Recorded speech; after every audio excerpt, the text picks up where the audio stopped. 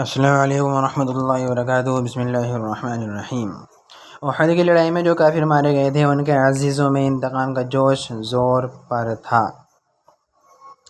سلافہ نے جس کے 2 بیٹے اس لڑائی میں مارے گئے تھے منت مانی تھی کہ اگر عاصم جنہوں نے اس کے بیٹے کا قتل کیا تھا اس کا سر ہاتھ آ جائے تو اس کی کھوپڑی میں شراب پیوں گی۔ اس لیے اس نے اعلان کیا تھا کہ جو عاصم کا سر لائے گا اس کو 100 اونٹ انعام دوں گی۔ سفیان بن خالد کو اس لالچ نے آمادہ کیا کہ وہ اس کا سر لانے کی کوشش کرے، چنانچہ اس نے عزل اور قارہ کے چند آدمیوں کو مدینہ منورہ بھیجا۔ ان لوگوں نے اپنے آپ کو مسلمان ظاہر کیا اور حضور اقدس صلی اللہ علیہ وسلم سے تعلیم و تبلیغ کے لیے اپنے ساتھ چند حضرات کو بھیجنے کی درخواست کی، اور حضرت عاصم رضی اللہ تعالی عنہ کو بھی ساتھ بھیجنے کی درخواست کی کہ ان کا وعد پسندیدہ بتلایا۔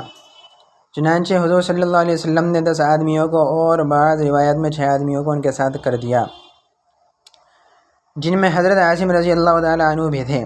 راستے میں جا کر ان لے جانے والوں نے بد عہدی کی اور دشمنوں کو مقابلے کے لیے بلایا جو 200 آدمی تھے، اور ان میں سے 100 آدمی بہت مشہور تیر انداز تھے۔ بعض روایت میں ہے کہ حضور صلی اللہ علیہ وسلم نے ان حضرات کو مکہ والوں کی خبر لانے کے لیے بھیجا تھا۔ راستے میں بنو لحیان کے 200 آدمیوں سے مقابلہ ہوا۔ یہ مختصر جماعت 2 آدمیوں کی یا 6 آدمیوں کی یہ حالت دیکھ کر ایک پہاڑی جس کا نام فود فود تھا چڑھ گئی۔ کفار نے کہا کہ ہم تمہارے خون سے اپنی زمین رنگنا نہیں چاہتے، صرف اہل مکہ سے تمہارے بدلے میں کچھ مال لینا چاہتے ہیں، تم ہمارے ساتھ آ جاؤ، ہم تم کو قتل نہ کریں گے۔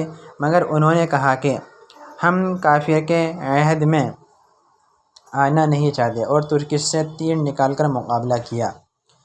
جب تیر ختم ہو گئے تو نیزوں سے مقابلہ کیا۔ حضرت عاصم رضی اللہ تعالی عنہ نے ساتھیوں سے جوش میں کہا کہ تم سے دھوکہ کیا گیا، مگر گھبرانے کی بات نہیں، شہادت غنیمت سمجھو، تمہارا محبوب تمہارے ساتھ ہے اور جنت کی حوریں تمہاری منتظر ہیں۔ یہ کہہ کر جوش سے مقابلہ کیا، اور جب نیزہ بھی ٹوٹ گیا تو تلوار سے مقابلہ کیا۔ مقابلوں کا مجمع کثیر تھا، آخر شہید ہو گئے اور دعا کی، یا اللہ اپنے رسول صلی اللہ علیہ وسلم کو ہمارے قصے کی خبر کر دے۔ چنانچہ یہ دعا قبول ہوئی اور اسی وقت اس واقعے کا علم حضور صلی اللہ علیہ وسلم کو ہو گیا، اور چونکہ عاصم رضی اللہ تعالی عنہ بھی سن چکے تھے کہ سلافہ نے ان کے سر کی کھوپڑی میں شراب پینے کی منت مانی ہے، اس لیے مرتے وقت دعا کی کہ یا اللہ میرا سر تیرے راستے میں کاٹا جا رہا ہے، تو ہی اس کا محافظ ہے۔ یہ دعا بھی قبول ہوئی، اور شہادت کے بعد جب کافروں نے سر کاٹنے کا ارادہ کیا تو اللہ تعالیٰ نے شہد کی مکھیوں کا اور بعض روایتوں میں بھیڑوں کا ایک غول بھیج دیا، جنہوں نے ان کے بدن کے چاروں طرف سے گھیر لیا۔ کافروں کو خیال تھا کہ رات کے وقت جب یہ اڑ جائیں گی تو سر کاٹ لیں گے، مگر رات کو ایک بارش کی روح آئی اور ان کی لاش کو بہا کر لے گئی۔ اسی طرح 7 آدمی یا 3 آدمی شہید ہو گئے، غرض 3 باقی رہ گئے۔ حضرت خبیب رضی اللہ تعالی عنہ، زید بن دسنہ رضی اللہ تعالی عنہ اور عبداللہ بن طارق رضی اللہ تعالی عنہ، ان تینوں حضرات سے پھر انہوں نے عہد و پیمان کیا کہ تم نیچے آ جاؤ، ہم تم سے بد عہدی نہیں کریں گے۔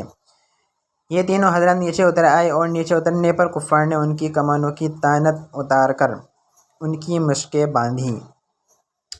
حضرت عبداللہ بن طارق رضی اللہ تعالی عنہ نے فرمایا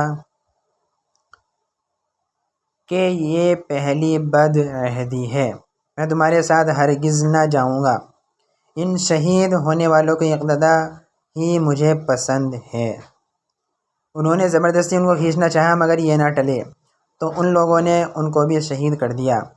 صرف یہ 2 حضرات ان کے ساتھ رہے، جن کو لے جا کر ان لوگوں نے مکہ والوں کے ہاتھ فروخت کر دیا۔ ایک حضرت زید بن دسنہ رضی اللہ تعالی عنہ، جن کو صفوان بن امیہ نے 50 اونٹ کے بدلے میں خریدا تھا تاکہ اپنے باپ امیہ کے بدلے میں قتل کرے۔ دوسرے حضرت خبیب رضی اللہ تعالی عنہ، جن کو حجیر بن ابی احاب نے 100 اونٹ کے بدلے میں خریدا تاکہ اپنے باپ کے بدلے میں ان کو قتل کرے۔ بخاری شریف کی روایت ہے کہ حارث بن عامر کی اولاد نے خریدا کہ انہوں نے بدر میں حارث کو قتل کیا تھا۔ صفوان نے تو اپنے قیدی حضرت زید رضی اللہ تعالیٰ عنہ کو فوراً ہی حرم سے باہر اپنے غلام کے ہاتھ بھیج دیا کہ قتل کر دیے جائیں۔ اس کا تماشا دیکھنے کے لیے اور بھی بہت سے لوگ جمع ہوئے، جن میں ابو سفیان بھی تھا۔ اس نے حضرت زید رضی اللہ تعالیٰ عنہ سے شہادت کے وقت پوچھا کہ اے زید، تجھ کو خدا کی قسم سچ کہنا، کیا تجھ کو پسند ہے کہ محمد صلی اللہ علیہ وسلم کی گردن تیرے بدلے میں مار دی جائے اور تجھ کو چھوڑ دیا جائے کہ اپنے اہل و عیال میں خوش و خرم رہے؟ حضرت زید رضی اللہ تعالیٰ عنہ نے فرمایا، خدا کی قسم مجھے یہ بھی گوارا نہیں کہ حضور اقدس صلی اللہ علیہ وسلم جہاں ہیں وہیں ان کے کانٹا بھی چبھے اور ہم اپنے گھر آرام سے رہیں۔ یہ جواب سن کر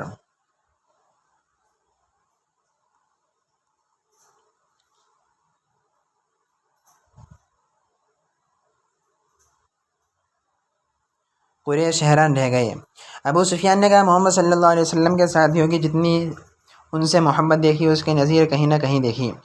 اس کے بعد حضرت زید رضی اللہ تعالیٰ عنہ شہید کر دیے گئے۔ حضرت خبیب رضی اللہ تعالیٰ عنہ ایک عرصے تک قید میں رہے۔ حجیر کی باندی جو بعد میں مسلمان ہو گئی کہتی ہیں کہ جب خبیب رضی اللہ تعالیٰ عنہ ہم لوگوں کی قید میں تھے تو ہم نے دیکھا کہ خبیب رضی اللہ تعالیٰ عنہ ایک دن انگور کا بہت بڑا خوشہ آدمی کے سر برابر ہاتھ میں لیے ہوئے انگور کھا رہے ہیں، اور مکہ میں اس وقت انگور بالکل نہیں تھا۔ وہ کہتی ہیں کہ جب ان کے قتل کا وقت قریب آیا تو انہوں نے صفائی کے لیے اس طرح مانگا، وہ دے دیا گیا۔ اتفاق سے ایک کمسن بچہ اس وقت خبیب رضی اللہ تعالیٰ عنہ کے پاس چلا گیا۔ ان لوگوں نے دیکھا کہ اس طرح ان کے ہاتھ میں ہے اور بچہ ان کے پاس، یہ دیکھ کر گھبرائے۔ خبیب رضی اللہ تعالیٰ عنہ نے فرمایا کہ تم سمجھتے ہو کہ میں بچہ کو قتل کر دوں گا؟ میں ایسا نہیں کر سکتا۔ اس کے بعد ان کو حرم سے باہر لایا گیا اور سولی پر لٹکانے کے وقت آخری خواہش کے طور پر پوچھا گیا کہ کوئی تمنا ہو تو بتاؤ۔ انہوں نے فرمایا کہ مجھے اتنی مہلت دی جائے کہ 2 رکعت نماز پڑھ لوں کہ دنیا سے جانے کا وقت ہے اور اللہ جل شانہ کی ملاقات قریب ہے۔ چنانچہ مہلت دی گئی۔ انہوں نے 2 رکعت نہایت اطمینان سے پڑھی اور پھر فرمایا کہ اگر مجھے یہ خیال نہ ہوتا کہ تم لوگ یہ سمجھو گے کہ میں مجھ سے ڈر کی وجہ سے دیر کر رہا ہوں تو 2 رکعت اور پڑھتا۔ اس کے بعد سولی پر لٹکا دیے گئے تو انہوں نے دعا کی، یا اللہ، کوئی ایسا شخص نہیں جو تیرے رسول پاک رسول اللہ صلی اللہ علیہ وسلم تک میرا آخری سلام پہنچائے۔ چنانچہ حضور صلی اللہ علیہ وسلم کو بذریعہ وحی اس وقت سلام پہنچایا گیا۔ حضور صلی اللہ علیہ وسلم نے فرمایا، وعلیکم السلام یا خبیب، اور ساتھیوں کو اطلاع فرمائی کہ خبیب رضی اللہ تعالیٰ عنہ کو قریش نے قتل کر دیا۔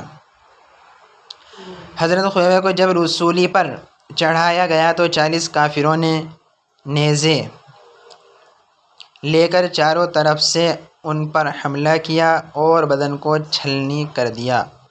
اس وقت کسی نے قسم دے کر یہ بھی پوچھا کہ تم یہ پسند کرتے ہو کہ تمہاری جگہ محمد صلی اللہ علیہ وسلم کو قتل کر دیں اور تم کو چھوڑ دیں؟ آپ نے فرمایا، واللہ العظیم، مجھے یہ بھی پسند نہیں کہ میری جان کے فدیے میں ایک کانٹا